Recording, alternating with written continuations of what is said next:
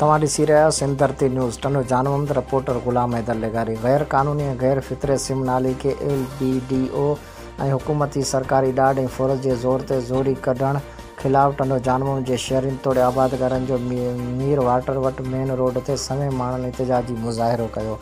गैर क़ानूनी ऐं गैर फितरी सिम नाली कढणु बंदि कयो वञे ऐं सिम नाले खे कुदरती लंघण मां कढियो वञे। मुतालबो तफ़सील मूजिबि टनो जानवंद शहर वासियुनि ऐं आबादगारनि सियासी समाजी धुरियुनि जी अॻुवाणनि मीर इमरान टालपुर, मीर आमिर टालपुर, मीर महफूज़ टालपुर, मीर अली अहमद टालपुर, मीर मुश्ताक टालपुर, मीर इब्रार अहमद टालपुर, वैस एहसान जरवार ऐं ॿियनि गैर क़ानूनी ऐं गैर फितरी सिम नाले खे LBDO ऐं हुकूमती सरकारी ॾाढ ऐं फ़ौज जे ज़ोर ते ज़ोरी कढण ख़िलाफ़ टनो जानवंद भरिसां मीर वाटर वटि मेन रोड ते समें माण्हुनि एहतिजाजी मुज़ाहिरो कयो।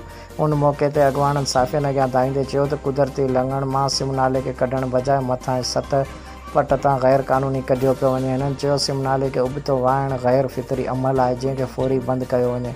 हिननि वधीक ॻाल्हाईंदे चयो त हुकूमती सरकारी फ़ौज जी ॾाढ सियासी बाअसरनि जी असर करपट कामूरनि जे ज़ोर ते ज़ोरी उबतो कढियो पियो वञे। अगरि हीउ बाअसर सिम नाले खे उबतो कढण में कामयाबु विया त सिम नाले जो उबतो वहण सबबि समूरो टनो जानवंद शहर तोड़े ॿराड़ी पाणी हेठि अची वेंदी, जंहिं करे अवाम तोड़े आबादी ऐं ज़रे ज़मीन खे पिणु घणो नुक़सानु पहुचंदो। मुतासिर वज़ीर आज़म पाकिस्तान, वज़ीर आला Sindh, supreme court of Pakistan, Sindh high court notice वठी गैर क़ानूनी गैर फितरी ऐं नामुमकिन सिम नाले खे गैर क़ानूनी ऐं फितरे तौरु कुदरती लंघण मां कढी टनो जानवंद शहर तोड़े आबादी ऐं ज़रे ज़मीन खे बचायो वञे। करपट कामूरनि ख़िलाफ़ सख़्त क़ानूनी कार्रवाई कई वञे।